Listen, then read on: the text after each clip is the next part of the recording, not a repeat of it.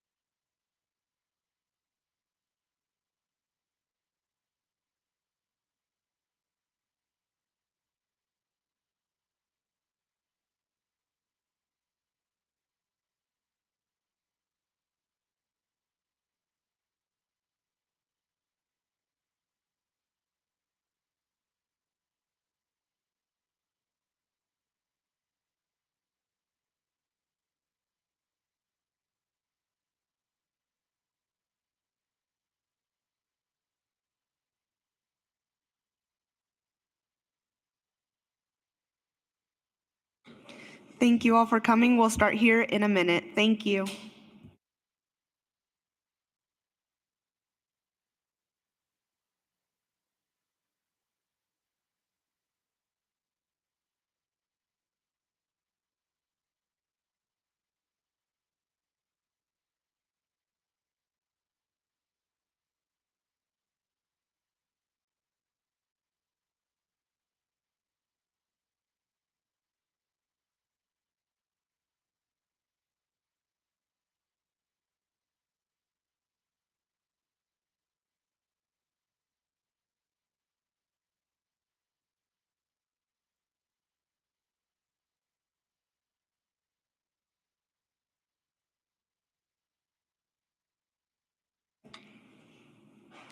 Hello, everyone, and welcome to our 2025 Vice President and Director of Internal Affairs Open Forum. My name is Melissa Lopez Barbosa, and I am the Elections Administration Committee Chair here who will be moderating our open forum today. Alongside myself, I also have Michael Anthony Ayosada, who is here as a committee member who will be our timekeeper for today's open forum. And now, the reason we're here, and we'll be starting off with our Vice President Open Forum. We have our candidate who has filed before the filing deadline and will be officially ballot listed on our ballot here during voting next week. Our ASUW Vice Presidential candidate is Ray Watkins, and we will be hearing more from them today. So the format for today's open forum includes a 1-minute opening statement, Well, they'll get to introduce themselves. Then they will have 3 minutes and 30 seconds to answer each question. After we have asked the questions prepared by the Elections Administration Committee, we will be opening it up to questions from the audience for 5 minutes.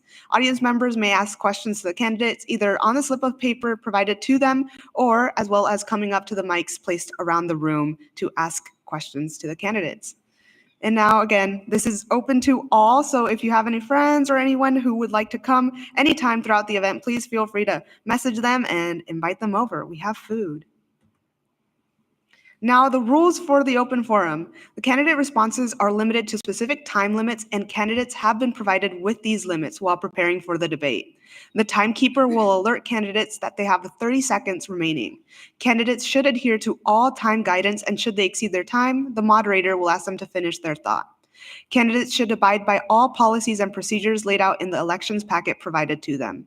Candidates may use technology during the debate. They are able to take notes while another candidate is speaking with notepad and pen provided. Candidates may not interrupt one another, and candidates may be asked to respond to the question if it's not answered directly. Now, we will be moving on first to our opening statement/introduction. Ray Watkins, you have 1 minute for your introduction. Your time starts now. Hi, my name is Ray. I am your candidate for Vice President of University of Washington-Tacoma. In my time in student government, previous to being a UW student, I was student body president of SPSEC, South Puget Sound Community College, where I spent a great deal of time both on campus and at the Capitol advocating for student needs, providing student-driven surveys and data to administrators, and fighting for things on campus like tutoring programs, a cafeteria, which we ended up having by the end of the year, and other student-driven initiatives. I'm excited to use these skills to help advocate for UW-Tacoma students at the administrative and legislative level. Thank you so much. Now we will be moving on to the questions prepared by the Elections Administration Committee. The first question we have for you is, what strategies will you use to increase student engagement in shared governance and university affairs? You have 3 minutes and 30 seconds to answer this question. Your time starts now. I think the biggest and most effective tool with working with students is getting out there, getting to know them, listening to what they need and what they want in these events, and responding accordingly. My favorite thing to do in my spare time is to go out and meet new people, invite them to things, tell them about things that are going on, that might be going on, ask what they want to see happening on campus. It's a really great way to bring a community together and also to hone in on areas that might be missing in what we're offering as a community. As far as shared governance, I think the most important thing is to be super transparent with students about their governance process, that they have power, that faculty has power, that administration ultimately works for us, and that the more we use our voice, the more effective it is. Thank you. The next question we have for you is, what are your top 3 priorities for improving productivity and efficiency within ASUWT task forces, Council for Campus Engagement, and the Executive Board? You have 3 minutes and 30 seconds to respond. Your time starts now. Open lines of communication tend to be very effective at keeping everyone on the same page and on the same timeline. Commitments in writing also helps between both student governments and administrative and executive leadership. For example, a lot of questions have been floating around about dining hall and new campus expansion timelines, which we don't have set in stone, but eventually we would be working for something in writing to demonstrate a commitment to a certain timeline and to keep both student governments and college governments on the same page as far as how things are progressing. I feel that between different committees and different councils on campus and off campus, opening those lines of communication between them and also between the student body helps to make sure that everyone is both accountable and progressing steadily. Thank you. Our third question for you is, how do you plan to foster collaboration between ASUWT and other student organizations? You have 3 minutes and 30 seconds. Your time starts now. This is kind of similar to engaging people in shared governance, just getting out there and talking about what's going on, talking about events like this, inviting people to go to club meetings of any of the clubs that have endorsed us or that we find out exist around campus, and generating traffic for a lot of these communities can help to engage both ASUWT in those organizations and the student body as a whole in those organizations and in ASUWT. Thank you. Our fourth question for you today is, what strategies will you implement to ensure that all members of ASUWT meet their responsibilities effectively? First and foremost is trust. Trusting your teammates, trusting your leadership, trusting your student body to hold each other accountable and to do what they say that they will, because we're being chosen by our student body and by our leadership to do these things and trusted to do these things. So trusting each other to do them is a huge step. And then beyond that, communicating and being absolutely transparent about deadlines, about issues that we're running into, meeting those deadlines, about health circumstances or family circumstances, really helps people know when they should be pulling more weight or when they can pull less weight. Thank you. Our final question for you today is, how will you measure the success of ASUWT initiatives during your tenure? There's, I think, a lot of different metrics for student government success. Some of those are to look at the longstanding goals of the college and the student body and see if we've moved the needle on them. Many of these initiatives will take a lot of time and a lot of effort and a lot of combined years of student advocacy to make them happen. So looking at how much did you accomplish sometimes is less important than looking at how much did you move the needle. So that is one metric of success. Another metric of success is to go back and look through student surveys and student data and see how satisfied they are with their interactions with ASUWT and their student government representation, and bring those to our board for review to see if we're interacting in a way that meets our students' needs. Thank you so much. These are all the questions that the Elections Administration Committee had prepared for you. We will now open it up to questions from the audience. Audience members, you can write down your questions on the slip of paper or step up to ask your questions on the microphone, whichever you feel more comfortable with. We will now open it up. And if you have any issues with the microphone, please let us know.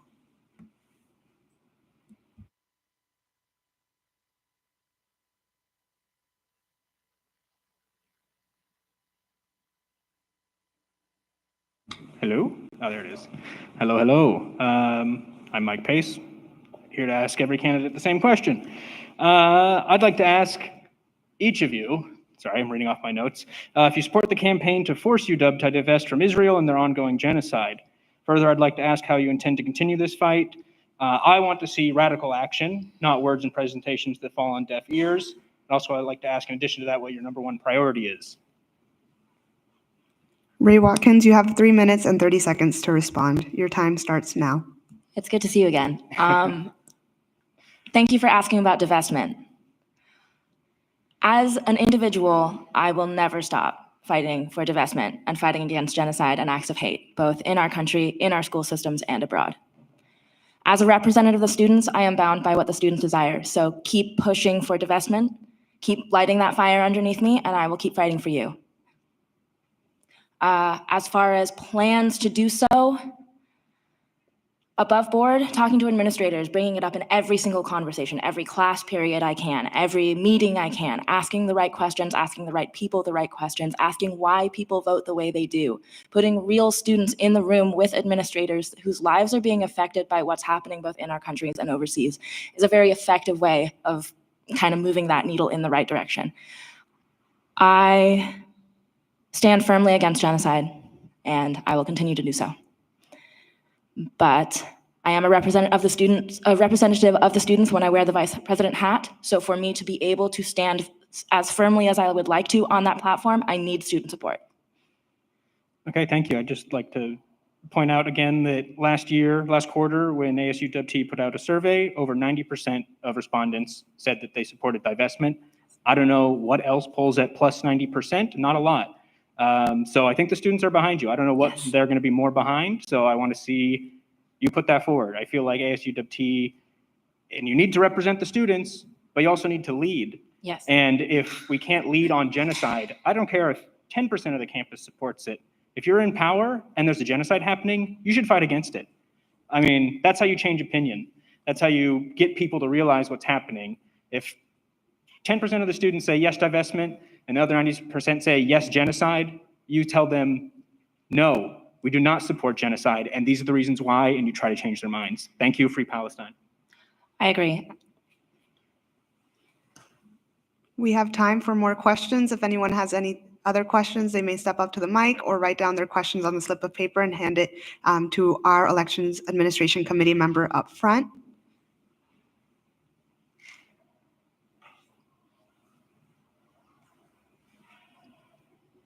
Hello.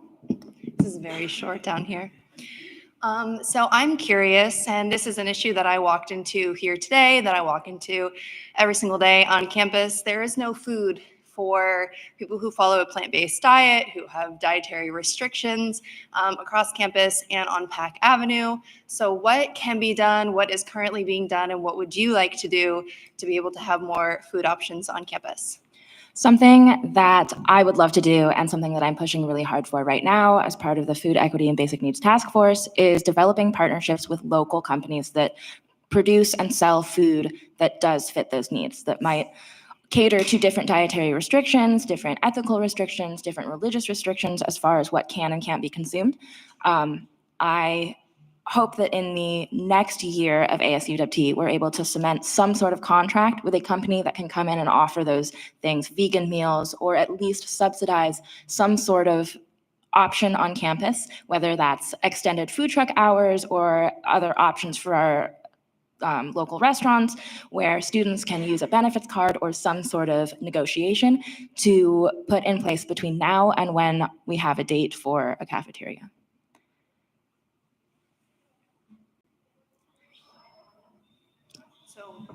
On top of that too, but I even noticed in like smaller scale stuff, like when I did Huskies on the Hill, the breakfast in the morning was either something that I couldn't eat or was just junk food. And then here today, it is again something I can't eat and junk food. So beyond like food trucks and the food pantry, it's even the small scale things that to me seem very simple to have more than just like a pepperoni pizza option. Is there something that can be done, you know, for the smaller things that can have an impact today, like something could change literally today? Yes. What can be done is I can find out who does the ordering for the foods and I can tell them we need to order different things. I know Buddy over here is waving his hand. He heard you say all that. So we'll talk and try and get something else at least on the table for events like this where students are coming that might be in person looking for snacks that have restrictions like that. Thank you. We have time for more questions, so please feel free to step up to the mic and ask your questions. Thank you. Hello, Ray. Hello, I Simone. want to say, first off, I want to thank you for being here and for representing and for showing, your initiatives and the goals that you have. But one of the questions that I was wondering was, what brings you into student government? Why student government? Why ASUWT? And what is sort of your mission with being in this role or running for this role? That's a really good question. Student government was never something I sought out for myself.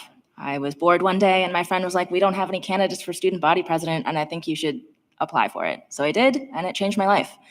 We're all at this very special intersection of studenting where we're allowed to make mistakes and figure out who we are and find our best friends and find ourselves along the way and learn what we want to do and what mark we want to make and how we want to contribute to our society and what stands we want to take.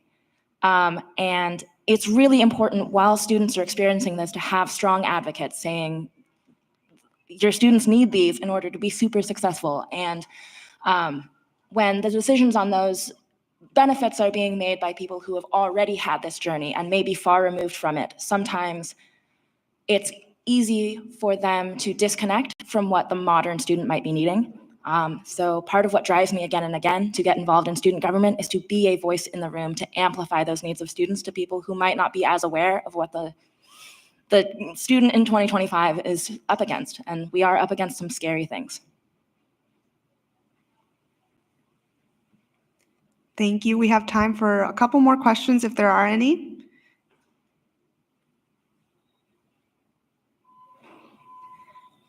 Awesome. If there are none, we will now conclude our Vice Presidential Open Forum. Thank you all so much for your questions and for coming. And let's give a round of applause to our Vice Presidential candidate.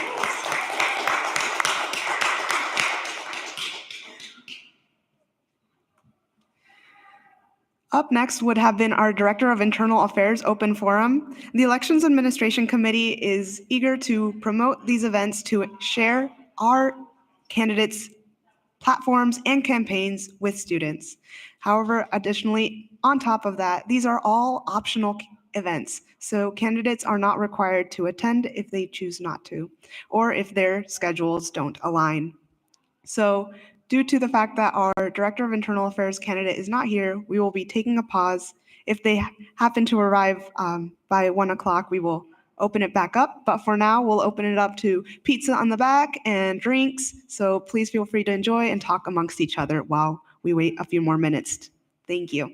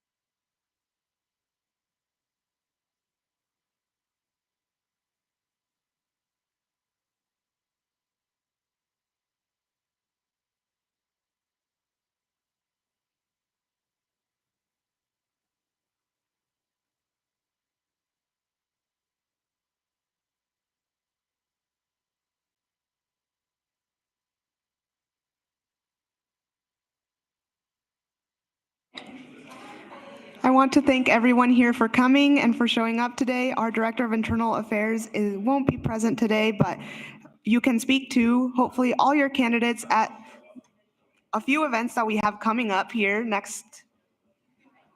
this week and next. We will be hosting our Director of Legislative Affairs and Director of Outreach Debate/Open Forum in Milgard Hall, Room 110 from 4:30 to 6 p.m. tonight. Tomorrow, we will be hosting our Director of Finance and Director of Student Technology Debate/Open Forum in UWI 304 here in this same room from 12:30 to 2 p.m. And again, please remember, voting week is next week. We have a tri-campus voting turnout competition between our campus, UW-Tacoma, UW-Seattle, and UW-Bothell. Let's see who can show up more to vote. And finally, our biggest event of the year for our Elections Administration Committee, the Rock the Vote event, which will be hosted on Prairie Line Trail from 11:30 a.m. to 2:30 p.m. next week on Wednesday, April 23rd, 2025. So again, thank you all for coming, and this concludes our open forum today. Thank you.